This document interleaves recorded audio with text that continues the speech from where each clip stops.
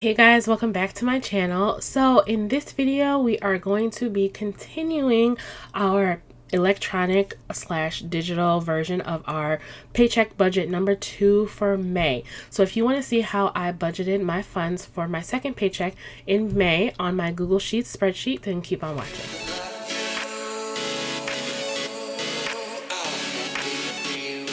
So we are back to our May spreadsheet and we're going to be filling in all the holes that we have here for paycheck number 2. Now, if you remember in the last video, and if you didn't see it, I'll link it in a card above, but I introduced my Google spreadsheet that I use every month before I do, well, every paycheck also before I do a budget. I like the spreadsheet version because I can format it to have the cells do the math for me, and I can work through things in my head and see if what I'm thinking is correct or not, or what I can move around, what I can give, instead of having it, you know, in my planner and I'm erasing and whiting out and doing things like that. I like to do the spreadsheet version first. So, and I also like it because it is in the cloud, right? I do it on Google Drive. All I did was open up my Google Drive and they have Google Sheets. I created a blank document and I just tossed all of my numbers in here every single month.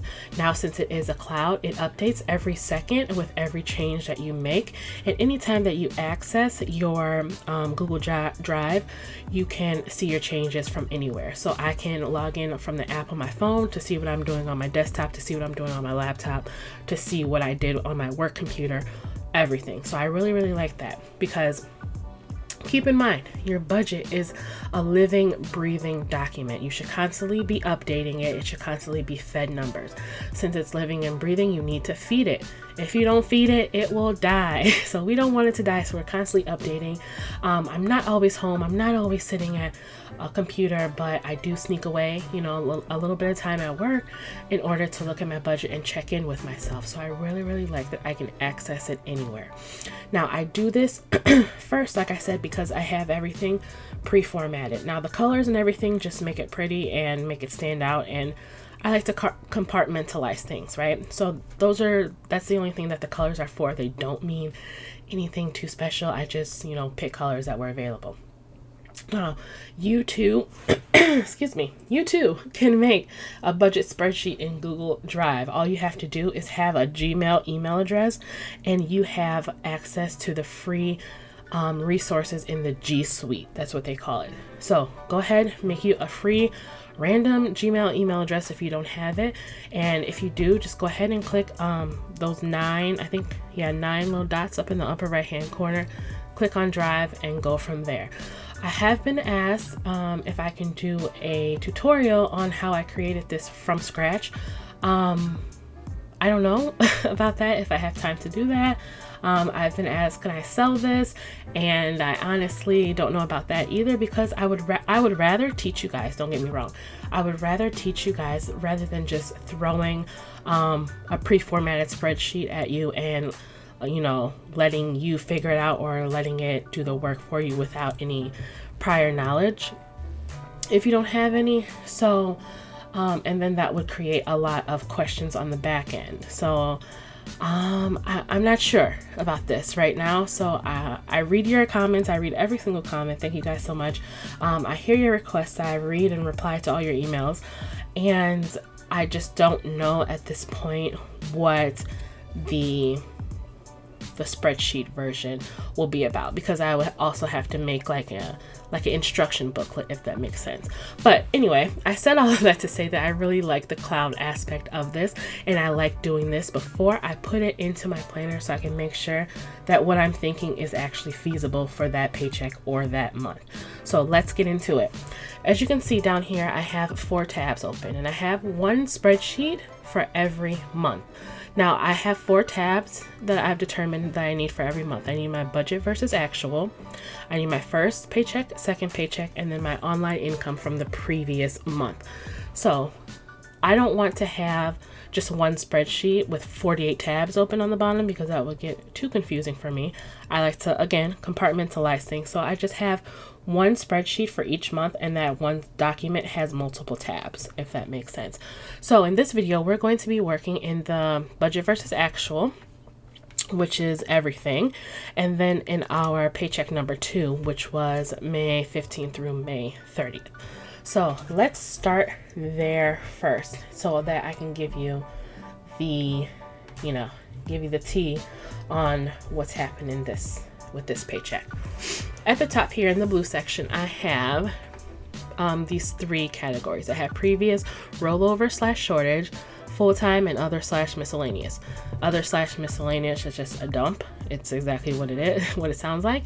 Full-time is any wages from my full-time job, and previous, rollover / shortage is anything that happened with the previous paycheck that I need to true up with this paycheck. So that is what's going on there. We'll actually be working in this video on this tab with columns B and C, because I know I know both of the figures for both columns by now. So it's not centered, it's throwing me off. What are you doing? So yeah, let's go ahead and fill in these numbers. So previous, rollover / shortage. Let me tell you the funky things that happened with last paycheck.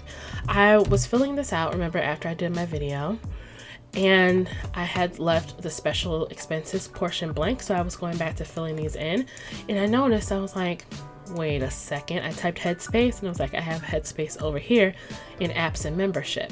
So I counted that twice, and that doesn't need to happen. And also, if we go up here, to the previous month rollover in my income section, I have the $128.99 from April, and then I have the $16.99 from the previous month online. But that $16.99 already included, as you can see on my spreadsheet here, it already included the previous month rollover. So I added it in there twice. So I doubled up on both of these expenses, the $128 and the $79. So the 71. The 71.51, it was actually 40 cents shorter than I thought. The 71.51 is going to be positive because we were over that. And then the 128.99 is going to be a negative because we counted it twice as income. Previous month shortage equals the 71.51 that we have to give, but we have $128.99 that we need to take away. So that's what I was saying there. So we're left with a credit of $57.48. So that's actually going to be, that's going to decrease our income. Full-time is going to be $1435.82. And then my other / miscellaneous is going to be $488.45. So for this paycheck, we are looking at an income of $1866.79. What did I do now? I didn't put this as a negative. $1866.79. And you can see here I got headspace, dupe, so headspace, and we'll call it April dupe. I don't know. So a little note section is just for, the whatevers. Just to jog your memory. So this is our top line, $1866.79. We scroll down here, total income, budgeted, $1866.79. Actual, since we filled in column C, also pulls over here, $1866.79. If we go back to the May versus budget versus actual, paycheck number 2 is a column that we'll be looking at. And you can see here our total income, paycheck 2, $1866.79, because it's pulling what I just typed in that tab so that we're not doing double work and to cut down on human error. So that is why we like our spreadsheet, because if I didn't catch, that I had typed, that I didn't make this a negative, and I went over to my spreadsheet like, oh, okay, my actual was $1981.75, and I just went over there and typed it in, that would create more problems. And the true ups would just keep rolling and rolling on every month until I finally smack some sense into my head. So $1866.79 is what we're working with. Then we're gonna go down and just fill in our expenses. We got 0 for AmFam, 200 for rent. I'm sorry, 20 for automatic savings, 200 for rent, 129 for Verizon, 36 for American Express. I'll get to that when I'll give you like the details behind each category in the planner video, because I feel like the planner video is where we do a lot of the chit chatting. So if you guys want to know like the story behind these numbers, then you can go ahead and check out that video, and that will be the one after this one. Capital One Platinum is 0. Quicksilver is $128.49.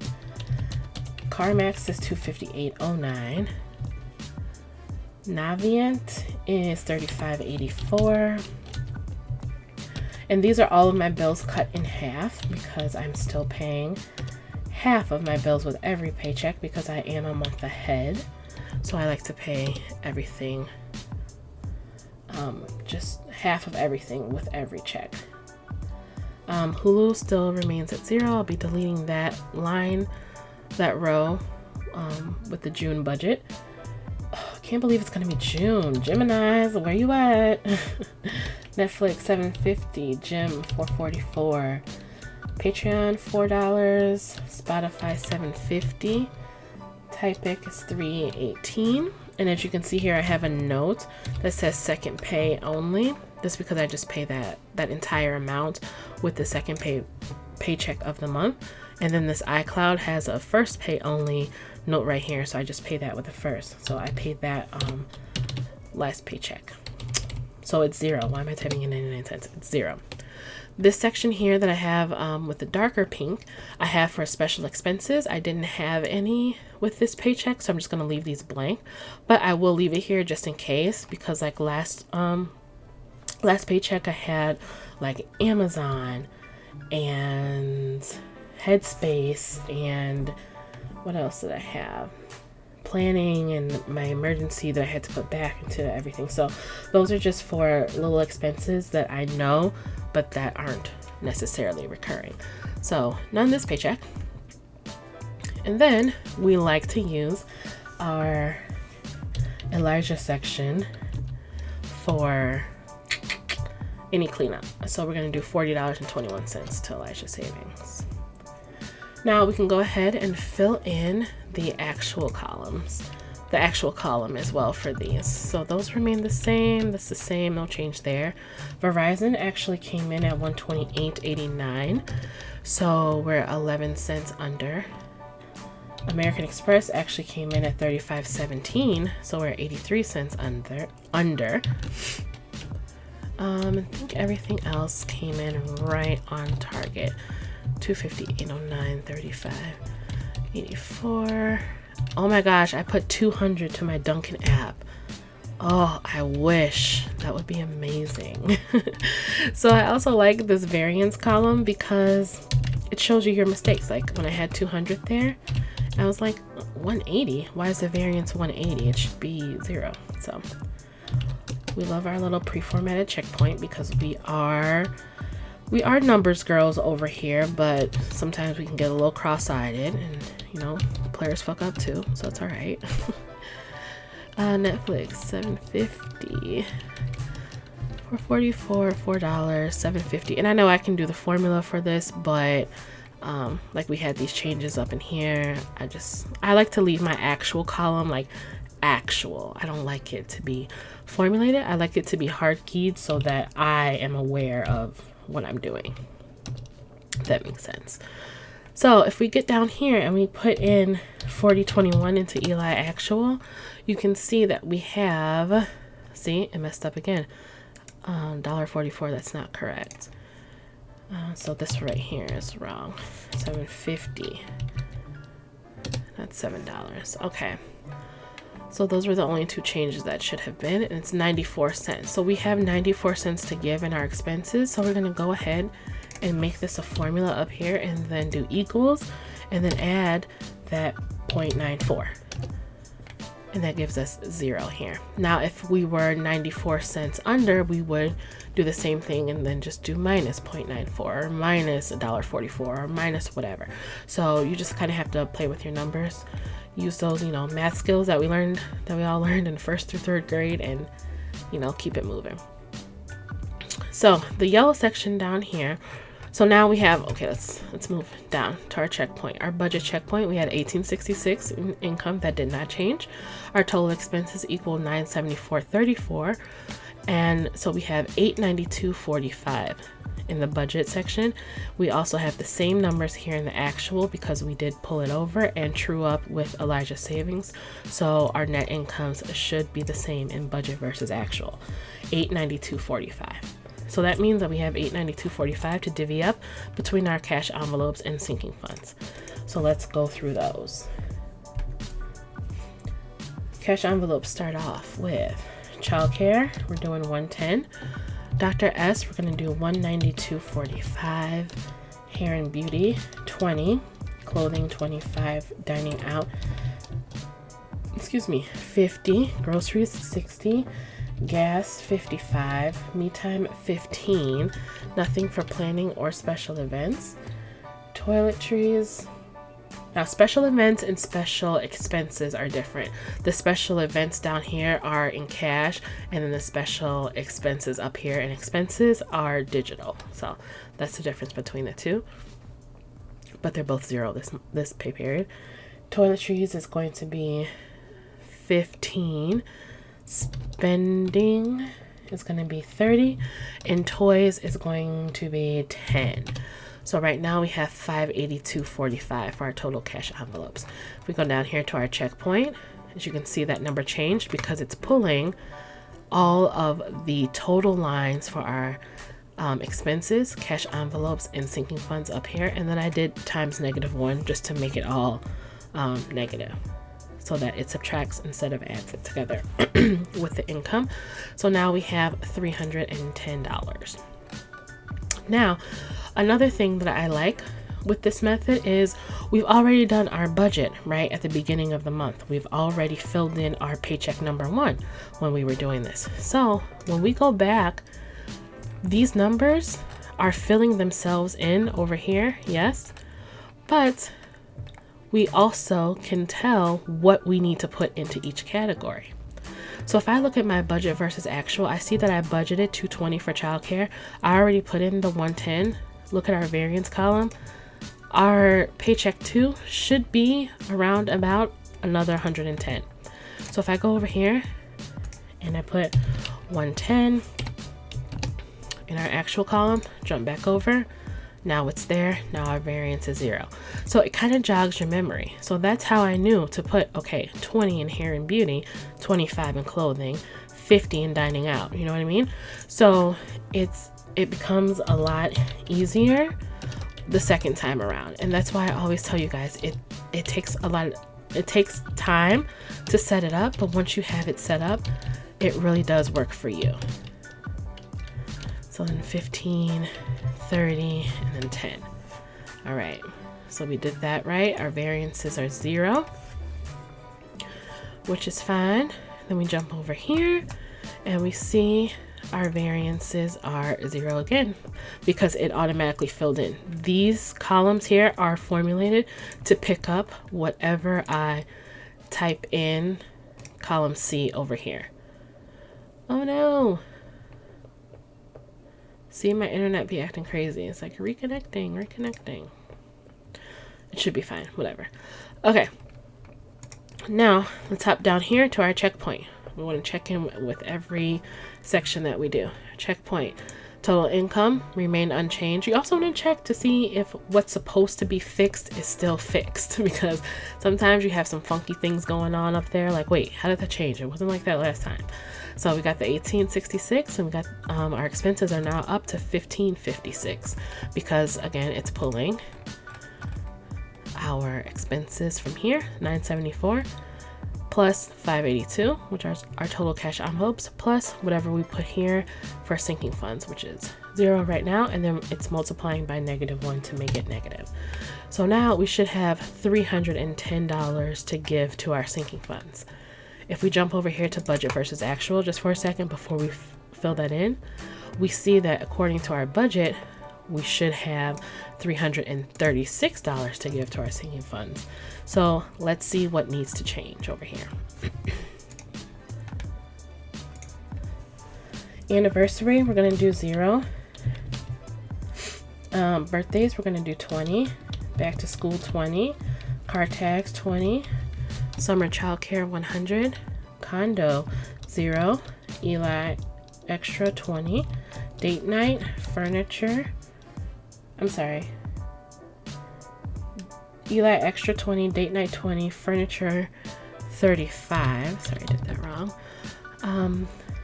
Gifts and Christmas, 20. Medical, dental, vision, 5. Vacation and travel, 25. Memberships, 11. Then we can stop right here and see that we have in our check, we still have $14 left. Well, we have $14 to give. I like to use the rainy day savings just like I use Elijah's savings above. So we're going to put that $14 here in savings. And as you can see, our net income equals 0 over here. Now it hasn't changed over here in the actual because we haven't filled out that actual column. So let's fill that in. 20, 20, 20.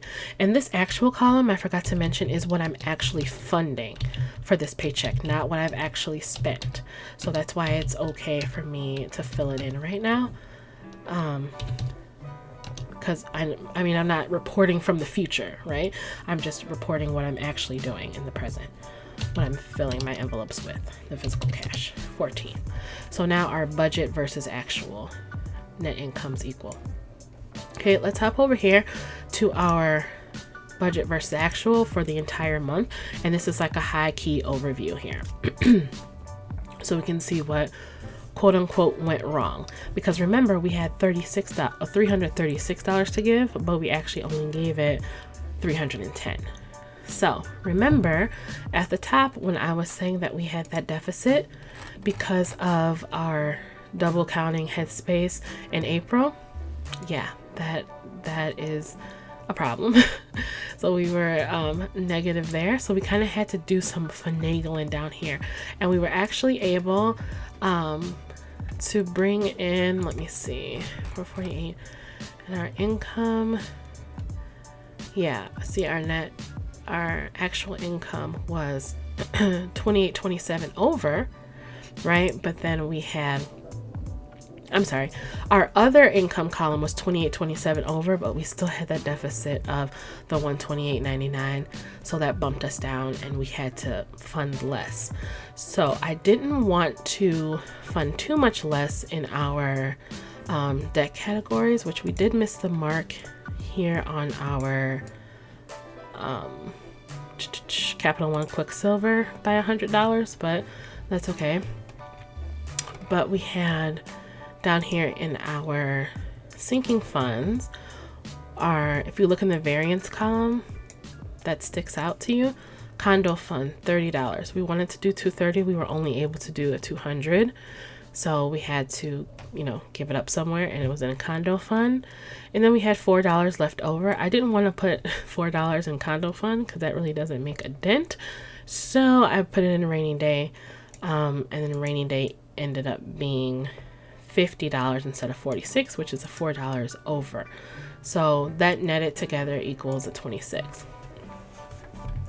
Now, if we jump over here to our budget versus actual, and I'll go over this more in depth in our May recap, when we do the May recap, but for now we can see where we are. So our income for the month was budgeted at $78.93. It actually came in at $77.93, which is $100 under budget, and it kind of dropped off from there. It looks like we were under in our expenses. This is not really recurring. We can call this just plain expenses. We were under in our expenses by $8.79. We were under in our debt by $65.33. We were over in our special expenses by 10 cents.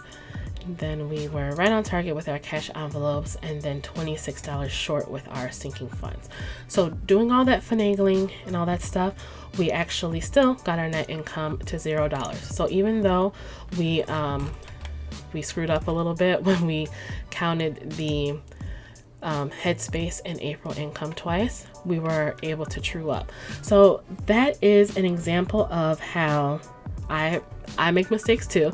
Not everything is perfect, but remember that there's always a next pay period for you to be able to fix your mistake. Don't get too down and out like, oh shit, I counted that $128.99 twice. I don't know what's going on. I give up. I'm just gonna scrap the whole, like, screw my budget. I'll catch up again next month.